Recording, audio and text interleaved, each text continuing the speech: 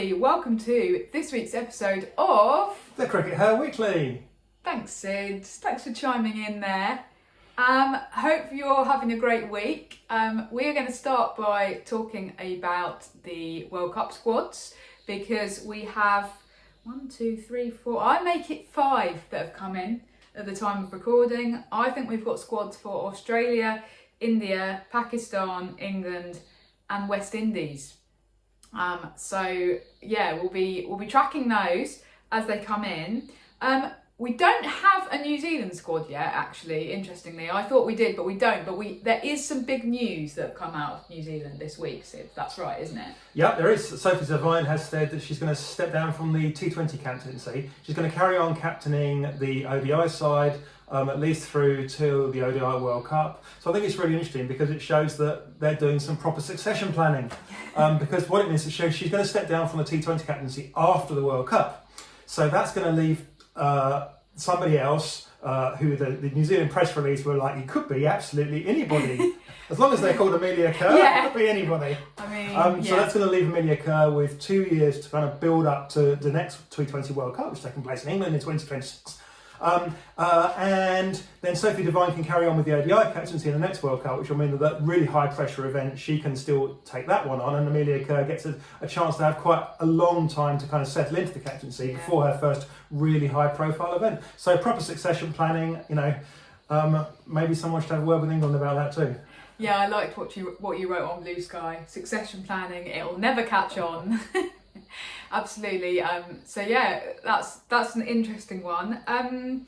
We've also had an Australian squad. They're obviously the defending champions, the big cheeses. So we will talk about this one at length. Any surprises, right? Any surprises? Well, maybe a couple. I think the big one and the big headline that a lot of people went for was the omission of Jess Jonathan. I don't know whether it was a huge surprise in that the selectors had kind of already indicated their intent by leaving her out of the squad earlier in the year. And so, hopefully this didn't come as a huge surprise to her. On the other hand, Jess Johnson has been kind of tearing up all of the franchise competitions since then. She was one of the leading wicket takers in the WPL. She obviously had a very successful 100 for Welsh Fire, not just with the ball, with the bat as well. And so perhaps there were some hopes that they might have paid more attention to that than they did. But it does feel to me like selectors are a bit biased with franchise competitions that happen at home because they see more of those games. So if she'd had a really brilliant WBBL, then we might be having a different conversation. That's just the way I read it, and we'll talk about the England squad in a minute, but it doesn't feel to me like John Lewis, the England coach, has paid a massive amount of attention to the 100, which slightly contradicts what I've just said, but anyway, there you go. Was one of the interesting things about the JJ thing was actually Alyssa Healy's comments, because she said, I'm disappointed for Jono. I know how much she can contribute in big tournaments and how clutch she can be. I still see a big future for her in the Aussie side. Interesting dynamic there, because that suggests that if it had been Alyssa Healy picking the squad, then she would have picked JJ. Very different dynamic to what we think happens in England, whereby if Heather Knight wants you in the England squad, you're going to be in it. So that was an interesting one. It was almost as if Alyssa Healy was kind of saying, I don't really agree with the judgment of the selectors. It's kind of interesting words as well that she uses. She's a clutch player. I think that one of the troubles with Jess Jonathan as a player, not troubles, but one of the things that they perceive is that she's a player to rescue you when things have gone wrong, which is a little bit what she was doing for Welsh Fire. I mean, we saw that in the final. That was the encapsulation of that. So she's a player that can bring things back when they're not going well. But what the Australian selectors are really looking for is, the players, Moya Alana Kings, that will, be game changers themselves rather than a rescue operation. Yeah, and I think that they're kind of risk takers, aren't they? And it's for that reason that they've picked both Darcy Brown and Taylor Vlemick, which some would say is quite a big risk. I would say is quite a big risk. Two young players, young, very quick bowlers, and that's the kind of exciting thing about them. But they've both been very injury prone. And unfortunately, we do see with quick bowlers that if you've had one injury, then it does often recur, and it's very difficult to get your body right and back working again properly. And if you've got two in the squad, and you've kind of, you've backed those two horses, if one of them gets injured right before the tournament or in the first group stage match, then you've really kind of limited your resources, haven't you? Yeah, I mean, obviously there is scope to replace players if they're injured, but flying people out from Australia and getting them to go in cold after a 13-hour flight to the UAE from Sydney or whatever it is not ideal. So I think that speaks to that slightly kind of higher risk strategy that we're perhaps seeing from Australia. But that's the strategy that's won them a lot of tournaments in the past 15 years. Can't argue with the results, Sid. Should we talk about England?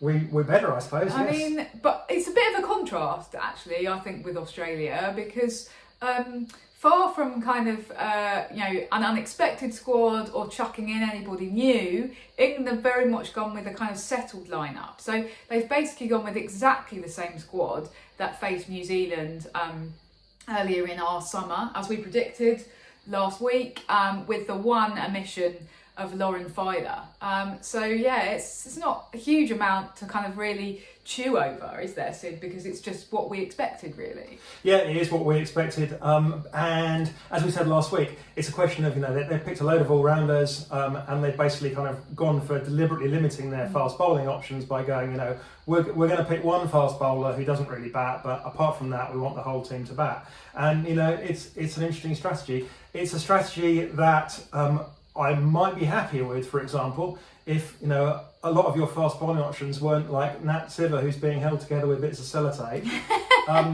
Danny Gibson, who's been very up and down. She's had some good bowling performances and some quite poor ones over the past sort of few months. But she is also being held together with bits of sellotape. Yeah. And Freya Kemp, whose back is being held together with bits of sellotape. Also, yes. So I'm just not very confident in those options, and they must be really confident about Lauren Bell's fitness, is all I can say. Yeah, absolutely. I wonder whether if the pitches are a little bit less kind of spin friendly than England obviously think that they're going to be, they might come to regret this decision. As a lot of people have said, it is a marked contrast with what Australia have done, which has gone with a very kind of gun, quick, fast bowler strategy, whereas England have just gone, no, we're going to go all out with our spinners. Yeah, they put all the chips on spin for Bangladesh. The tournament's not going to be in Bangladesh anymore, but they've gone, it's better for us to, to keep our chips where they are rather than, re-gamble and move the chips. Yeah,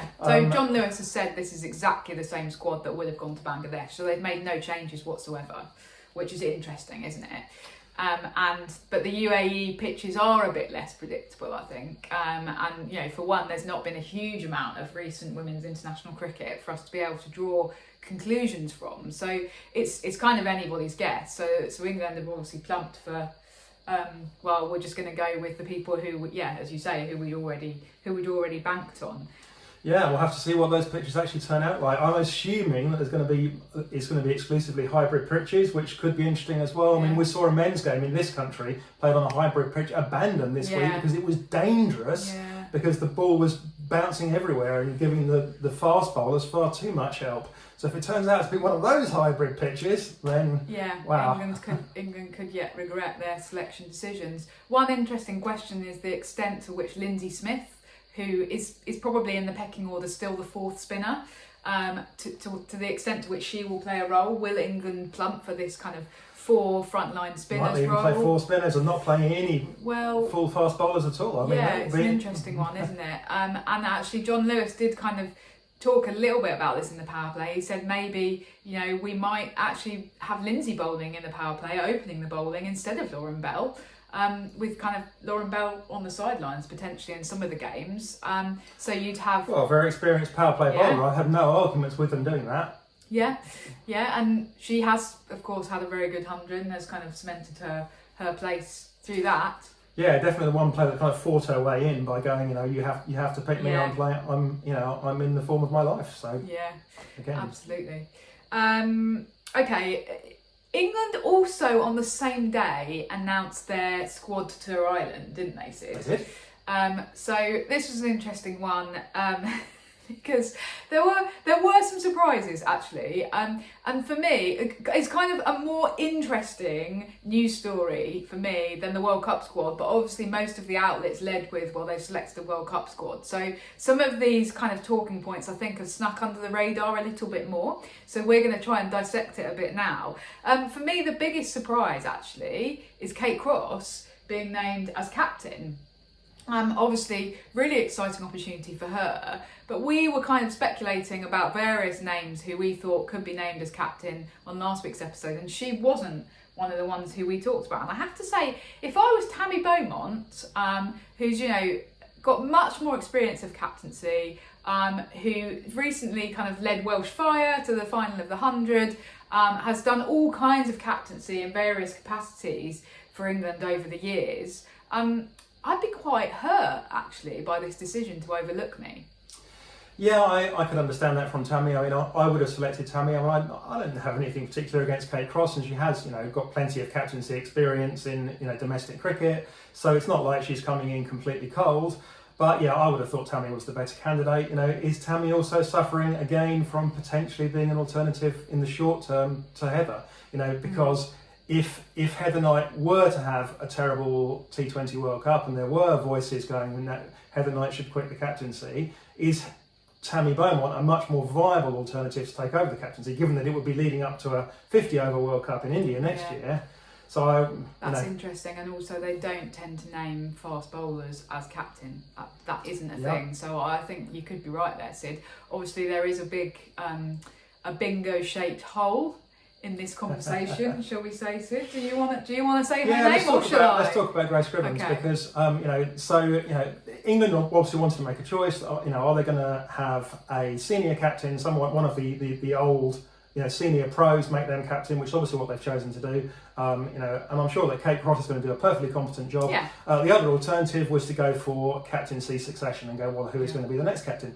And you actually asked John Lewis about this in the press conference, and I listened back a couple of times to what he said, and I think that what he said was actually really interesting. I'm not going to totally rehash it, but what he said was, I think, much better news for Grace Scrivens than it initially appeared. Obviously, Grace Scrivens hasn't been named in the squad, and therefore hasn't been named as captain. But what John Lewis said was that, you know, Raf asked, was there any talk about succession planning in captaincy? And John Lewis said, yes, there was. And now, the important thing to remember here is that we've had plenty of private conversations with John Lewis where, you know, it won't be a surprise to anyone, and it's not a secret that we've talked about Grace Scrivens. So John Lewis is well aware that this was who we were talking about.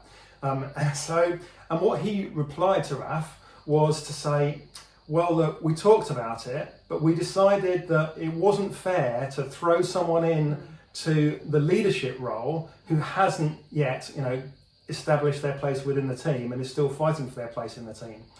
So what he was really saying was that, yes, Grace Scrivens is going to be the next captain. There's no one else in the younger people that we're looking at. We're looking almost exclusively at her. We think she's going to be the next captain, but because she's still fighting her way into the team, we didn't want to bring her in and chuck her straight into the leadership. And that's why we decided to go with an older hand. And, you know, so I think that if you're Grace Scrivens, if you look at it in that sense, you go, well, actually, you know, John Lewis has kind of said that I'm going to be the next captain. And even though she's going to be disappointed, I assume, not going on this tour, I assume she didn't say no.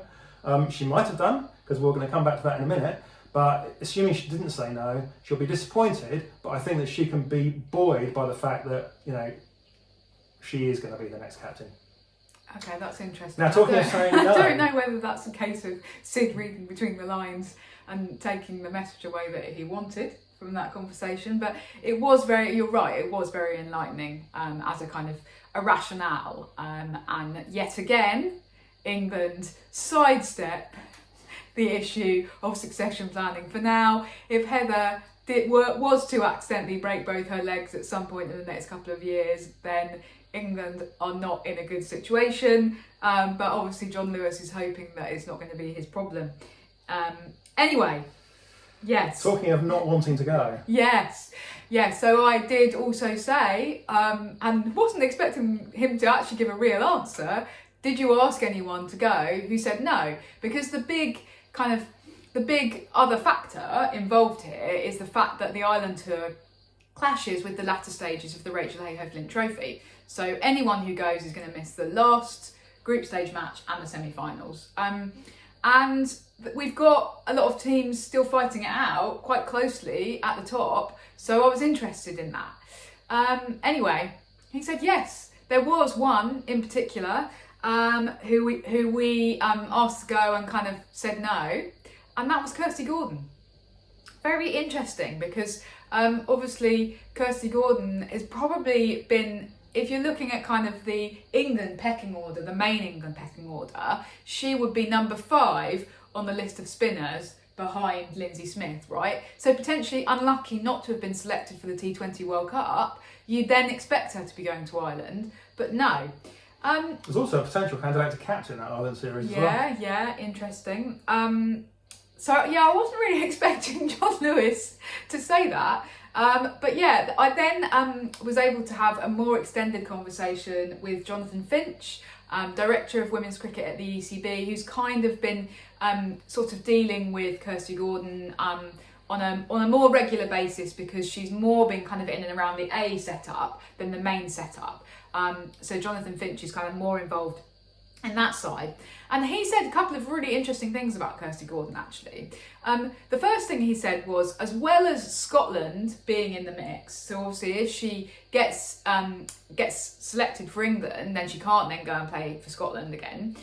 Even if she was just to play one game, it then sets her back another 3 years. So as well as that being in the conversation... Yeah, so important to say there that it is possible that Kirstie Gordon is still named in Scotland's squad. Scotland could name Kirstie Gordon in their squad for the World Cup, and that would be, she'd be totally entitled to go there. Because she is currently, as it things stand, qualified to play for Scotland. Yeah. From what Jonathan Finch said, she isn't thinking about going back and playing for Scotland, but England and the ECB want that door to be left open for her as long as possible. So that's the first thing. The second thing, again, hadn't really thought about this, is that as it stands, she's eligible to play as an associate player in the WPL. Okay. Now, you know, just to remind people that there is a rule that you can basically have an extra overseas in WPL if you name an associate player. Now, I don't believe anybody took advantage of that rule in the second WPL earlier this year, but maybe people just aren't aware of this, so maybe we need to start banging the drum for Kirstie Gordon, who's and would be an incredible extra overseas player. Yeah, because she is technically Scotland qualified again now. So she can play in the WPL as an associate player. Yeah. So if you're watching this, anybody in India or Charlotte Edwards or anyone who's involved in those conversations, get on the phone, mate, because that's an amazing choice.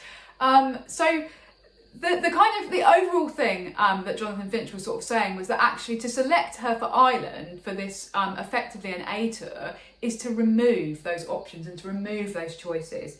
And the key thing is that England want to give her a bit more time to consider her options, actually, and not throw her in to something like this where she might not have thought through everything. So yes, she sort of was asked and then said no, but it's a little bit more complicated than just her going, actually, I want to go and play for the Blaze and captain the Blaze in those latter stages of the RHF. So a very interesting conversation, and actually great to be able to get a little bit more background on that, a little bit more information about that. She is also still hoping that she'll be selected for the 50 over World Cup in India next year. She's really kind of all guns blazing for that at the moment. So that's why I don't think that we're going to be seeing her named in Scotland's T20 World Cup squad, because she still is really hoping to get selected for England in next year's World Cup squad. If that doesn't happen, then we'll be revisiting this conversation, I suspect. Anyway, that's a little bit of a nice segue, Sid, actually, into talking about the Rachel Hayhoe Flint Trophy, because we have seen a few matches since our last episode was recorded. What's the qualification situation, just quickly? Right now, there's 2 games being played today. Today's Saturday. If Storm lose today, then they're out. Otherwise, everyone else is still going to be in the mix one way or another. Sparks, their chances are pretty low. Yeah. They have to have an awful lot of other things going their way, but they did save their qualification chances they would have been out by absolutely thumping Vipers in a bonus point win. And so since we last recorded, Southern Vipers have lost 2 matches and has somehow still managed to stay at the top of the table as things stand, which is a very Southern Vipers thing to have done, I must say. They need one more win out of their they needed one win out of their last 3 games. So as long as they win one of those games, they're definitely qualified. So they can afford to lose the next one as well. Okay. If they win that last one, they're qualified. Probably don't want to get a losing streak at this stage of the season, though. Is something particularly gone wrong, Sid? I mean, we also saw that Southern Brave finished bottom of the table in the women's hundreds. Is Lottie just lost her touch? What is going on? Well, I think that there is a little bit of chaos going on in regional cricket at the moment, and I think what we're learning is that the selection processes which are ongoing throughout this season for the new county setup next year are actually proving much more disruptive than the process did 4 years ago when we were looking at moving from the counties, from the amateur counties to sort of semi-professional regions. And I think the reason for that is that the process 4 years ago was all about people that were amateurs being excited about getting professional contracts. What's happening now this year, and we're seeing this all over, because at least 2 teams that we're aware of are in a state of some sort of chaos as a result of this. Or flux, more politely. Yeah, you can put it like that. What we're seeing is that this is suddenly a much more charged situation, because we're talking about people potentially losing their roles, losing their jobs, losing their ability to pay their rent, and in some cases mortgages. So, it's a much more difficult and a much more fraught process. People are getting much more upset, much more worried. Yeah. We have seen that there have been no announcements from Hampshire. We haven't heard of anything on the background from Hampshire. So as far as we're concerned, Hampshire haven't made moves. What's going on at Hampshire? Well, the other thing that's going on at Hampshire is that Hampshire are in the process of being taken over by the Delhi Capitals, is that right? One of the WPL teams. Forgive me if I've got that one wrong. Anyway, the bottom line is I love that you describe them as a WPL team, also an IPL team. Yeah, that's true. That's fine. Yeah. WPL, way more important.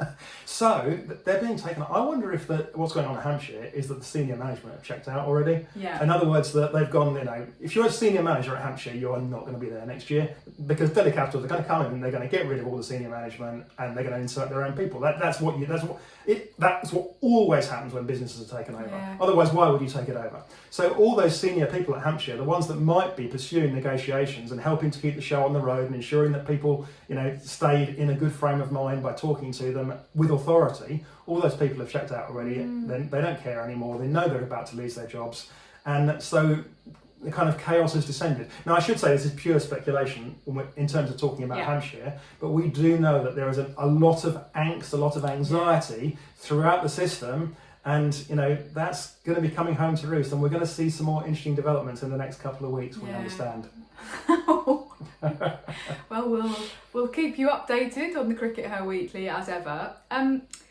Finally, Sid, before we go this week, Jay Shah of the BCCI has been elected unopposed as the new ICC chair. I just thought we could have a quick conversation about what one thing you would like to see him do during, let's say, his first 6 months in office. Resign. Oh dear. Disband the ICC and then resign. Okay. If he can't do that, so seems unlikely. Perhaps we should. If he feels that being elected unopposed, a la Vladimir Putin. I feel that we may be walking into some trouble here on the CRICKETher Weekly. Anyway, we're obviously going to edit that bit out. That bit's never it's never going to go public. Sid, what would you like to see Jay Shah do in his first 6 months in office? I'd like to see him get a handle on the Afghanistan situation and actually, make some sort of ruling. And actually, in some ways, I'd rather a ruling was made and that they actually spoke about it, rather than at the moment they're not really kind of doing anything and just sort of hoping the situation goes away. Because that situation is not going to go away. No. So I would like the situation to actually be addressed. And if they're going to go, we're going to junk the rule that says that, you're supposed to support a women's team, then, junk that rule. Grasp the nettle. Don't just sit there and be, make like there's nothing that you can do about this. Okay. Yeah, definitely. What about you? What would you like to see? Well, there's been quite a lot of talk about this sort of World Test Fund or whatever they're calling it. It's related to the fact that England are apparently giving the Zimbabwe men's team some money for coming over here to play a test next year. So there's this thought that there should be this kind of global fund that help support Test cricket. But let's be honest, all of the conversations are about supporting men's Test cricket. People talk about it as Test cricket, but I don't believe that women's tests have come into that conversation at all. And I kind of just think if we're going to prop up some of these countries that have been playing men's Test cricket for, a few decades, why should we not support like the New Zealand women's team to play a test who have been playing Test cricket since 1934? We've got just as much pedigree in women's Test cricket as some of these men's international countries have got in men's Test cricket. So like what I'd like to see is some consideration for that, and if we're going to have a World Test Fund, then we want 50% of it for women's tests. And actually we should be getting way more than 50%, because we should be using that money actually to overcome some of the historical discrimination against women's cricket. But I'll settle for 50% of that fund being allocated to support women's Test cricket. And I just saw a pig fly past the window, Sid. Let's wrap up. Thanks very much everybody for tuning in. We'll see you in a week. Bye-bye. Bye.